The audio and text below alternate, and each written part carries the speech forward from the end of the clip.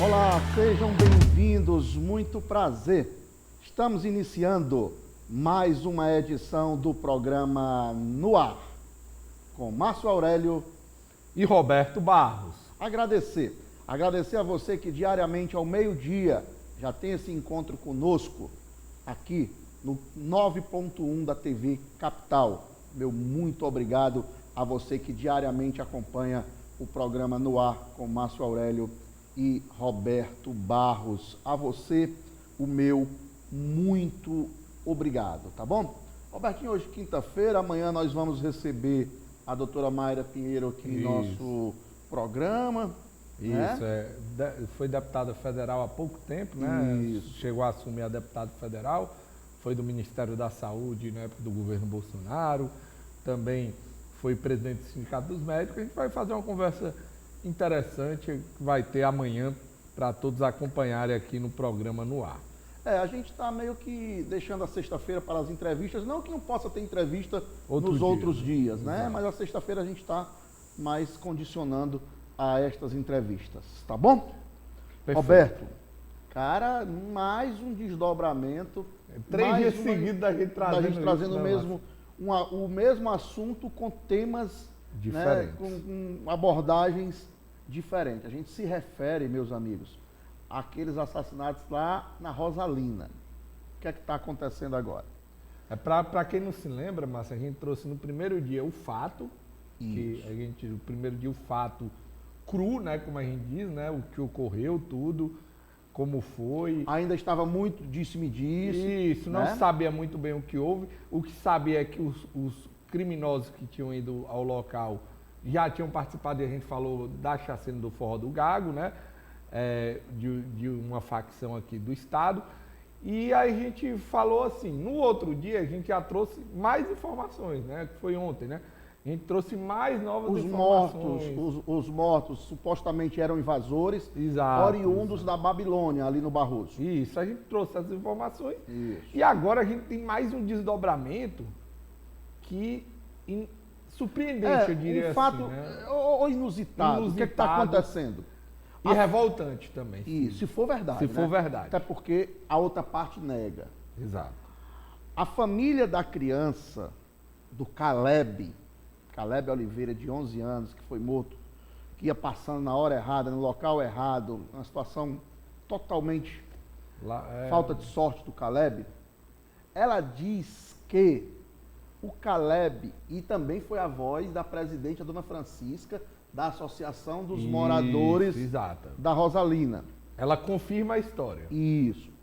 Que o Caleb teria sido enterrado na mesma cova, no mesmo túmulo do suposto assassino. Imaginem aí os senhores. Por sua vez, a Prefeitura de Fortaleza nega o episódio. Diz que eles foram enterrados na mesma quadra. Certo? Na mesma quadra. Roberto, dizer o quê? Ô Márcio, o Jornal Povo foi quem trouxe a matéria. A gente é muito tranquilo para dar os créditos. Claro, claro. E o Jornal Povo, na sua apuração, está dando a voz para a família. Ele está dando mais razão para a família, porque o título da matéria é como se ele tivesse sido enterrado no mesmo local que o assassino. Eu fui uma vez ao cemitério do Bom Jardim já há muito tempo. Era um amigo meu conterrâneo de Quixadá que faleceu e o enterro foi lá. E, Roberto, o que eu vi lá, possa ser que estejam situações diferentes, faz muito tempo, muitos anos. Mas o que eu vi lá foi o quê? Enterrou, colocou lá e ficou aberto, esperando chegar outros para colocar por cima. Isso aí eu vi. Ninguém me disse nada, entendeu? Perfeito. Ninguém me disse nada. Eu vi isso aí. Então, o fato é que, de um lado há uma versão, do outro a prefeitura deve ter o pessoal da regional lá entrado em contato com a direção do cemitério, e o cemitério ter negado, né? Bom, mas não é difícil ser provado. Não é difícil para saber quem é que está com a razão. Até porque, se for verdade, é uma falta de bom senso enorme. Enorme. Para quem não entendeu, a família acusa que o filho de 11 anos foi enterrado. Caleb, né, o filho o menino, o garoto de 11 anos, foi enterrado no mesmo local No mesmo túmulo. No mesmo túmulo que o possível assassino. Isso. Olha o nível da situação. O jornal Povo, quando trouxe a matéria, ele traz as duas versões. Ele traz a versão da prefeitura. Mas ele dá mais destaque, entende, foi uma questão editorial do jornal, ele dá mais destaque à história da família. O jornal deve ter apurado alguma coisa para ter dado no seu título, na sua manchete, a versão da família como uma versão mais correta. Ele traz a versão da prefeitura, mas na manchete da matéria, Márcio, ele traz como se tivesse sido enterrado no mesmo local. Claro que a gente deixa o espaço para, caso a prefeitura responda e tenha como provar que isso não é verdade. E mesmo que a prefeitura não nos procure, as informações que nós fomos obtendo, a gente traz para cá. Sim. Quero crer que não. seja um engano. Quero crer que seja um engano. Mas não duvido pela desorganização, que não é algo só do cemitério citado, né? No cemitério do Bom Jardim. Cemitérios públicos, a gente sabe que geralmente é bem desorganizado, viu, Márcio? Eu não creio que é por causa que isso aconteceu porque o cara, a prefeitura ou o funcionário quis fazer. É porque realmente existe uma desorganização. Talvez nem se tocou que estava fazendo isso. Exato. Né? Nem se tocou que estava fazendo isso. Com certeza, isso aí eu tenho quase certeza. Agora, se for verdade, só mostra a questão da desorganização desses locais. Não seria a primeira vez que coisas do tipo aconteceriam no Brasil. A gente já viu em outros estados, aqui no estado do Ceará, vários municípios aí no interior que também tem a gestão de cemitério por prefeituras. A gente sabe que é desorganizado. Então não seria a primeira vez, né, Márcio? Não seria a primeira vez. Vamos ficar de olho, Roberto. Infelizmente. Ficar observando. Vamos observar. Vamos mudar a prosa. Falar sim. agora do métier que a gente trata bem aqui, que é da política. Afinal de contas, o programa No Ar, a gente mostra os bastidores das informações e a gente costuma dizer que aqui a gente ajuda você a pensar. Roberto, Sim. existe um partido que é considerado de centro, por eles próprios, que já elegeu o presidente da República durante 8 anos, mandou nesse país, que é o PSDB. Aqui no Ceará mandou durante muito tempo, com o Tasso, governador por 3 vezes, senador da República por 2 vezes. Teve A maioria da bancada na Exato. Assembleia, a maioria dos prefeitos do estado do Ceará. Exato, O PSDB já foi uma potência, né? Isso. Quando o PSDB mandava no estado, não existia essa divisãozinha que existe hoje aqui, não. Tanto para o PSB, tanto para o PT, não. Era PSDB mesmo. Centro e lá se vai de prefeitos do PSDB. Raro local que não era, certo? Raro local que não era do PSDB. Só que o mundo, tem um amigo meu que disse que o mundo não dá a volta, o mundo capota. Exato. E hoje o PSDB vive numa situação complicada. Aqui no estado do Ceará mesmo. É o partido nanico aqui no estado do Ceará. Elegeu 2 prefeitos e tem uma deputada estadual e tem um vereador na Câmara Municipal de Fortaleza. Tinha o vice-prefeito, que era o Elcio, e perdeu com o Sarto, né? Era o vice do Sarto, perdeu. Então o que é que acontece? O PSDB há muito tempo vinha falando em ou incorporação ou fusão. Ele tinha algumas opções. Que opções seriam essas? Primeiro, ser incorporado pelo PSD. Exato. E estava vendo.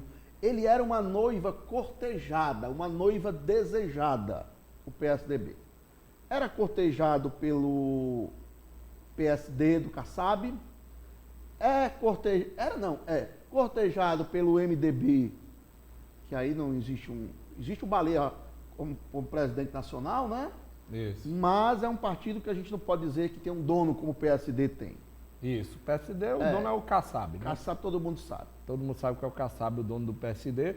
O MDB, o Baleia Rossi é o presidente, mas a gente sabe que o MDB, O MDB é um são partido regionais. de regiões. A gente tem... O do Ceará, que é o Eunício, Isso. o do Todo Pará, que é estado os tem Barbalho. Todo estado tem um. Não vou dizer que são todos os estados, que de vez em quando você vê que muda, o Rio de Janeiro muda e tal, mas ele tem, por exemplo, alguns caciques que não mudam, Alagoas e tal, certo? Então, o que é que acontece, Roberto? E também tinha uma outra situação que não está descartada, que não era a incorporação, que seria uma fusão ou uma federação com Sim. partidos menores. E quem se encaixava mais nesse perfil é o Podemos. Seria Sim. Podemos, PSDB e a reboque veria o Solidariedade.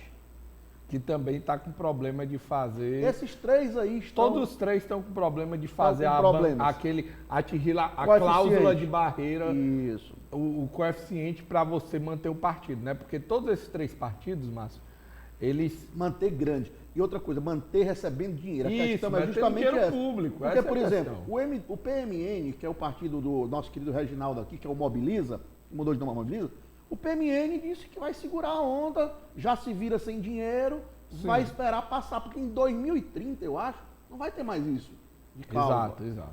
Entendeu? Então ele acha que vai sobreviver pequeno, para 2030. Acho que é 2030, isso carece de confirmação. Mas vai chegar um momento em que não vai ter mais essa questão da cláusula. Isso, exatamente. Certo? Enquanto isso, eles não estão recebendo recursos. Por que nós estamos trazendo o assunto do PSDB?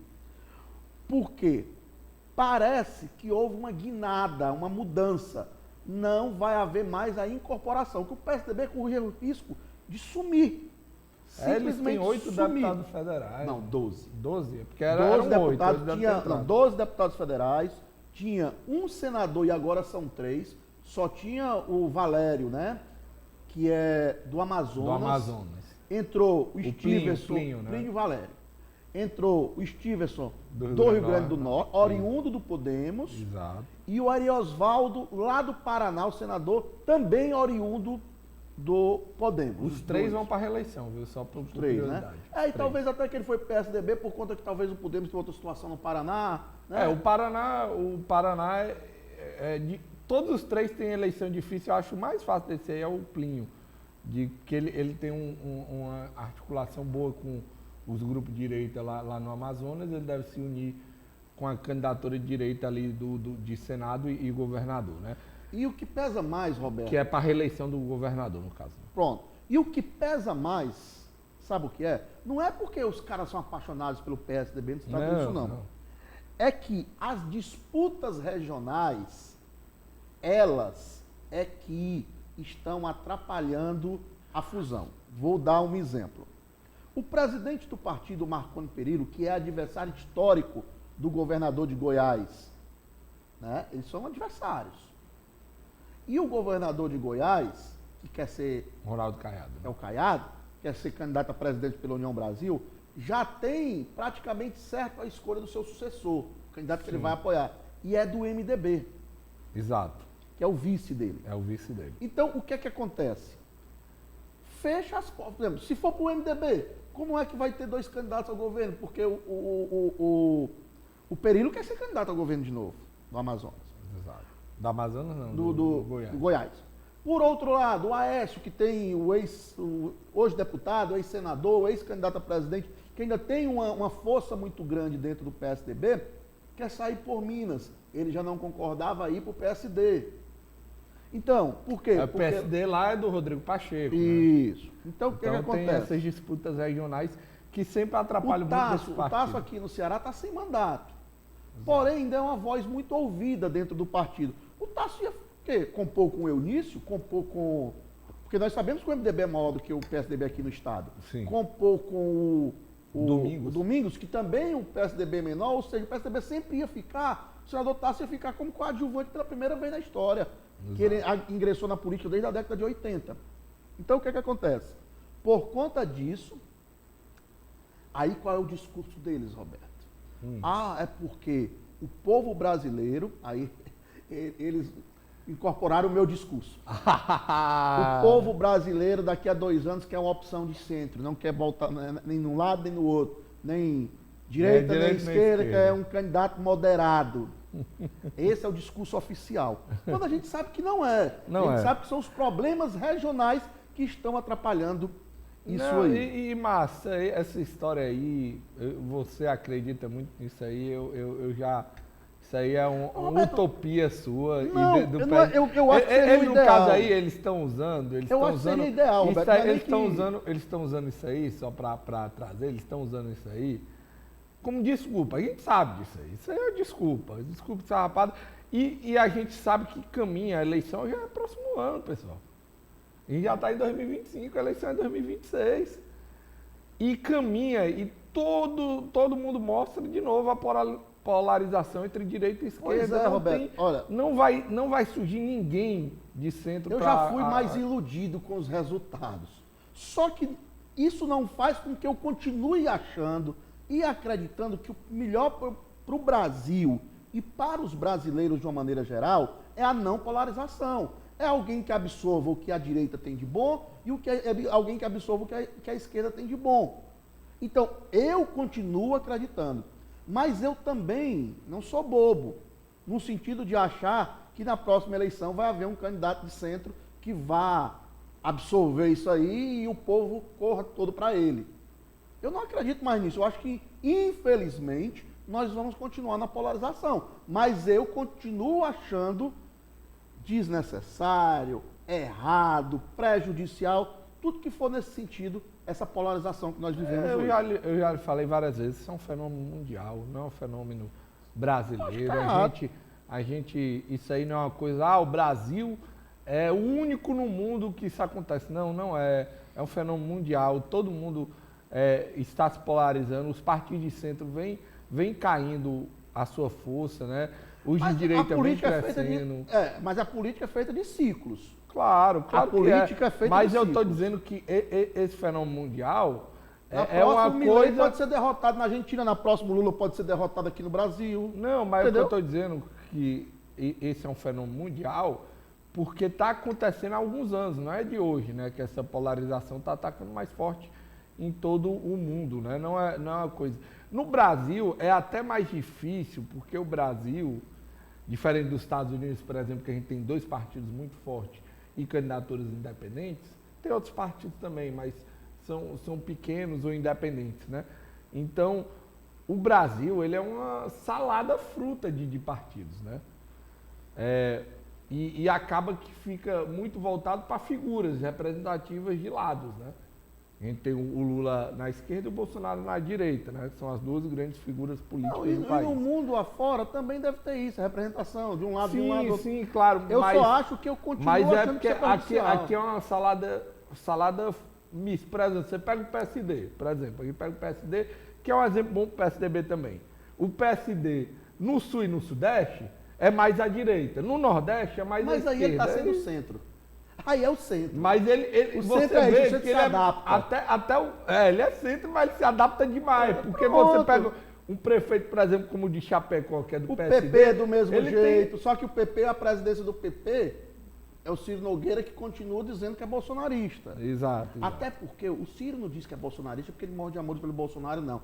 É porque no estado dele, o PT tem dono. Exato. É o Wellington Dias. Então, e ele sabe que o Bolsonaro é muito fraco lá no Piauí, se comparado com o Lula. Claro. Né? Mas, enfim... Ele sabe também que já ganhou um percentual de votos X, exatamente. Aí ele vai batalhar nos prefeitos dele para ser reeleito. São 2 vagas. Exato. Olha, Roberto. Ele sabe disso. Só para terminar isso aqui, vou contextualizar o estado do Ceará, como é que está do PSDB. A nível nacional, tem a federação com Cidadania, que está acabando agora essa federação, por isso que eles estão nessas articulações. Aqui no estado tem 2 deputadas, no caso, Cidadania e o PSDB. E o presidente acabou de se afastar, que é o presidente Elcio, que era vice-prefeito de Fortaleza. O Elcio, segundo nota que ele mesmo soltou ontem nas redes sociais, ele está indo embora para São Paulo desempenhar uma função que ele não explicou lá o que era. Ou seja, são compromissos profissionais, é trabalho. E vai tirar o Elcio aqui de Fortaleza, do estado de Ceará, está indo para São Paulo. Então, assume o Osíris Pontes, que eu acho que vem a ser filho do Luiz Pontes, é filho que é prefeito lá de Massapê, foi eleito prefeito da cidade de Massapê. É um dos 2 prefeitos do PSDB que eu falei, o outro é de Iguatu. Eu acho que Exato, não tem outro não, só tem eles dois. Só eles dois, só Pronto. foram os dois, Márcio. E aí o PSDB, que já foi o maior partido desse estado, hoje, como a gente já falou, né, Márcio, virou um partido nanico, né? Então, Virou um assim, partido a nanico. nível de estado do Ceará, a situação é essa, e a nível do Brasil é essa. Fizemos um raio-x dos tucanos. Dos tucanos, que já Dos foi um dos tucanos. maiores partidos do país. Hoje amarga aí, por culpa própria do PSDB, que também não soube se posicionar, achou E que quase voltava naquela época com o Aécio, né? Achou que o foi Aécio por ia- pouquinho. É. Foi pouquinho. E não soube se posicionar, eles não soube se posicionar de virar uma oposição ao Lula. E tem toda uma história, né? Por exemplo, na época do impeachment, demoraram a entrar no impeachment da Dilma. Quando entraram, viraram pessoas não gratas. A cena clássica, para resumir isso aqui, é quando vai Alckmin, Aécio, vários políticos do PSDB grandes, né? Vão lá para Paulista no impeachment, no evento do impeachment da Dilma, e são escorraçados. Eles chegam no local, são vaiados e têm que ir embora. Então, mostrou que o PSDB O vinha pra uma radicalismo, coisa que o Lula não está mais radical não, meu amigo. O Lula adora o centro. É quem dá a base ainda do governo dele. Mas é um outro assunto. Roberto, vendas de e-mail. Vamos mudar a prosa, certo? Esquece PSDB. Vamos mudar a prosa. Falar agora de investigação, operação da Polícia Federal.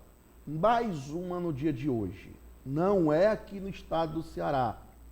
Ela Porque o estado do Ceará acabou que, em relação a isso, virou Referência, né? referência nacional, né? Pronto. Infelizmente. Mas dessa vez os holofotes estão direcionados ao RS, ao Rio Grande do Sul. A operação ocorreu em 5 municípios gaúchos e no DF, lá em Brasília. Foram 13 mandados de busca e de apreensão. A Polícia Federal, inicialmente, ela não divulgou o nome do deputado. Só que, como houve... Como eles geralmente não divulgam. Né? Isso, exatamente, eles não divulgam. Mas como houve, Roberto, a busca da casa de um assessor de um determinado deputado federal, então as investigações, as informações são que a operação gira em torno de emendas desse parlamentar do PDT lá do Rio Grande do Sul, que é o deputado Afonso Mota, Exato. do PDT do Rio Grande do Sul. O assessor dele é o Lino Machado. Então, o que aconteceu, Roberto? Algumas coisas chamaram a atenção nesse caso. Ele não é normal, esse caso não é normal, não. Bom, não é nem que foi apreendido 160 mil reais na casa de espécie nessa operação. Isso aí só o que a gente vê. Não é a Só- primeira vez. Não, não. Só o que a gente vê.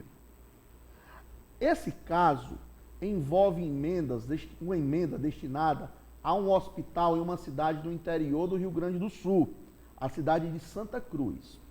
Agora, o que é que mais chamou a atenção, meus amigos e minhas amigas? A Polícia Federal diz que tem um contrato, Roberto. Um contrato da Eu já tá propina, Roberto. Você já viu de tudo, né? Na Roberto, política, não pelo viu, amor não. de Não viu, Deus. Não viu tudo, não. Pelo amor de Deus. Segundo a Polícia Federal, é tipo, quanto é a emenda? X reais. Quanto é a propina? Isso, tá bom, assina aqui. Assina aqui. Contrato. Pelo amor de Deus, um contrato.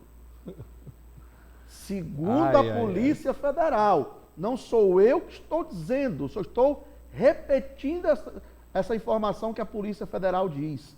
Um contrato existente entre as partes e esse contrato se referia à propina envolvida nessa emenda. Perfeito. Cara, é o fim do mundo. É igual, sabe o que, Roberto? O cara tá vendendo droga numa boca, aí aparece um danado lá, assalta o cara, aí o cara vai à delegacia da parte. Amiguinho, tudo bem, beleza, você foi assaltado, foi. O que é? Não é uma boca de vender droga. Eu fui assaltado e eu Tô querendo Ou então, fazer boletim. ou então o cara comprar uma droga e reclamar da qualidade dela. Vai na polícia reclamar, não, pai, eu comprei essa cocaína aqui, ela não é pura não, eu paguei como se fosse pura. É nesse nível aí mesmo. Tá entendendo? É a inversão de valores. Meu amigo, é sério isso. É sério mesmo. Um contrato da propina, porque eles não confiavam no outro, só pode. Exato.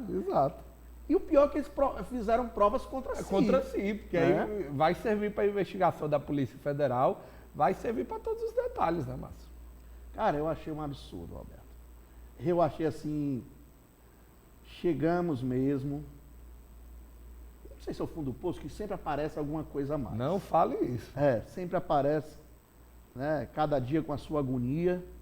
E a agonia das emendas de hoje é essa. Mais um caso. Temos os casos do Ceará, temos o caso ainda do tá Maranhão, foragido, viu? O prefeito afastado do Choró. Temos o caso do Sergipe. Maranhão, Rio Grande do Sul e Ceará. Pois é. Mas não sei se vai parar nisso. Creio eu que não. Que nos próximos dias podemos ter mais surpresas. E agora envolve um deputado de um partido, acho que o PDT pode centro-esquerda, né? Isso. O PDT que é que é o mesmo partido do Ciro Gomes. Quero ver o Ciro agora. Se bem que tem que provar, né, o envolvimento do cara. Tem que provar. Não tá ainda. E às vezes o Ciro, né, não tem nem contato com esse deputado. Às vezes, não. Bancada pequena. Não, e também não estou dizendo que ele é culpado, não.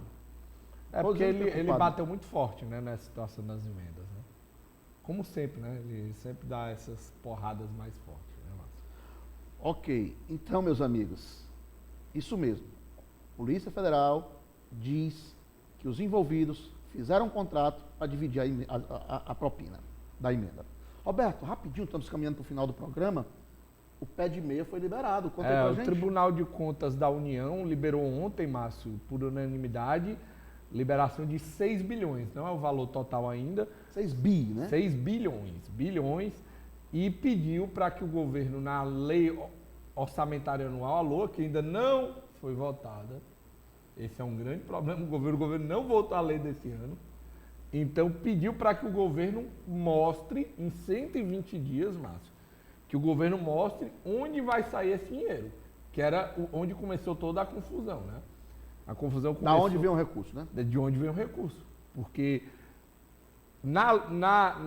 foi negado, o valor não foi liberado pelo Tribunal de Contas, porque não se sabia de onde vinha o recurso. Não foi demonstrado de onde sairia o recurso, por isso que eles bloquearam. Eles agora deram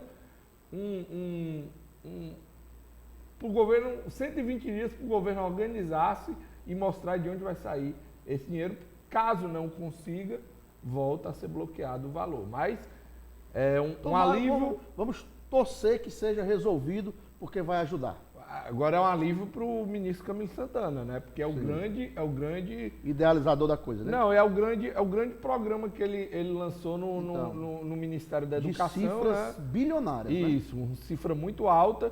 Então é um alívio para ele. Inclusive ontem ele já apareceu fazendo, logo após ter recebido a notícia, ele apareceu fazendo um vídeo comemorando. Né, ok, Roberto, fim de papo. Queria agradecer, Márcio, todos que nos acompanham o programa no ar, com Márcio Aurélio e Roberto Barros. Retornamos amanhã com a entrevista com a doutora Mayra. Agradecer a todos e até amanhã.